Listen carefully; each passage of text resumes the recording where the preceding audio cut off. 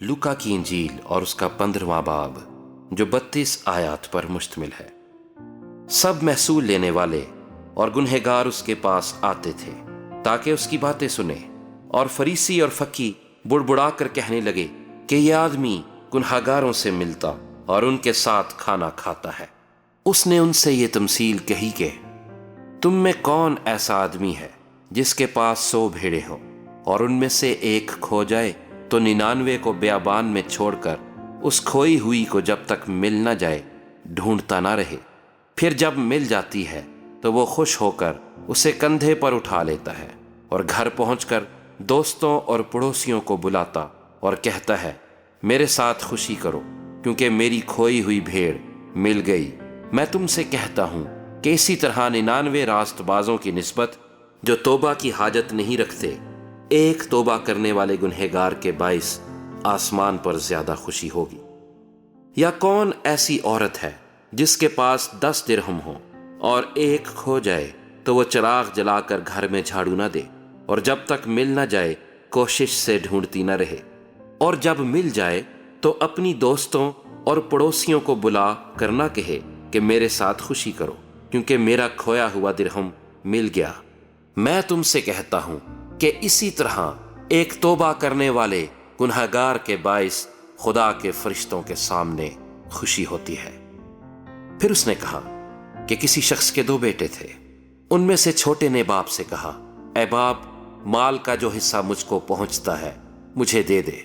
उसने अपना माल मताह उन्हें बांट दिया, और बहुत दिन ना गुजरे कि छोटा बेटा अपना सब कुछ जमा करके दूर दराज मुल्क को रवाना हुआ और वहां अपना माल बदचलनी में उड़ा दिया। और जब सब खर्च कर चुका तो उस मुल्क में सख्त काल पड़ा और वो मोहताज होने लगा। फिर उस मुल्क के एक बाशिंदे के यहाँ जा पड़ा।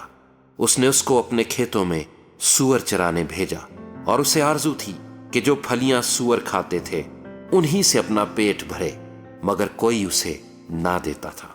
फिर उसने होश में आकर कहा, मेरे बाप के बहुत से मजदूरों को इफरात से रोटी मिलती है और मैं यहाँ भूखा मर रहा हूं।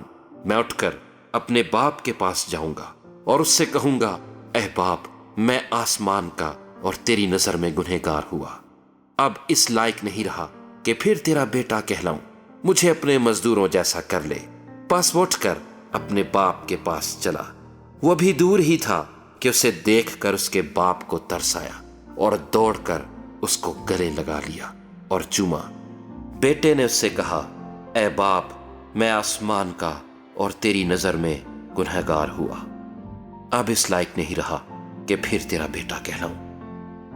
बाप ने अपने नौकरों से कहा, अच्छे से अच्छा लिबास जल्द निकाल कर उससे पहनाओ और उसके हाथ में अंगूठी और पांव में जूती पहनाओ, और पले हुए बछड़े को लाकर ज़बा करो ताकि हम खाकर खुशी मनाएं। क्योंकि मेरा ये बेटा मुर्दा था, अब जिंदा हुआ, खो गया था, अब मिला है। बस वो खुशी मनाने लगे। लेकिन उसका बड़ा बेटा खेत में था। जब वो आकर घर के नजदीक पहुंचा तो गाने बजाने और नाचने की आवाज सुनी, और एक नौकर को बुलाकर दरियाफ्त करने लगा कि ये क्या हो रहा है। उसने उससे कहा, तेरा भाई आ गया है और तेरे बाप ने पला हुआ बछड़ा ज़बा कराया है क्योंकि उसे भला चंगा पाया। वो गुस्से हुआ और अंदर जाना ना चाहा, मगर उसका बाप बाहर जाकर उसे मनाने लगा। उसने अपने बाप से जवाब में कहा, देख, इतने बरसों से मैं तेरी खिदमत करता हूं और कभी तेरी हुक्म अदूली नहीं की, मगर मुझे तूने कभी एक बकरी का बच्चा भी ना दिया कि अपने दोस्तों के साथ खुशी मनाता। लेकिन जब तेरा ये बेटा आया जिसने तेरा माल मता कस्बियों में उड़ा दिया, तो उसके लिए तूने पला हुआ बछड़ा ज़बा कराया। उसने उससे कहा, बेटा, तू तो हमेशा मेरे पास है और जो कुछ मेरा है वो तेरा ही है, लेकिन खुशी मनाना और शादमान होना मुनासिब था क्योंकि तेरा ये भाई मुर्दा था, अब जिंदा हुआ, खोया हुआ था, अब मिला है।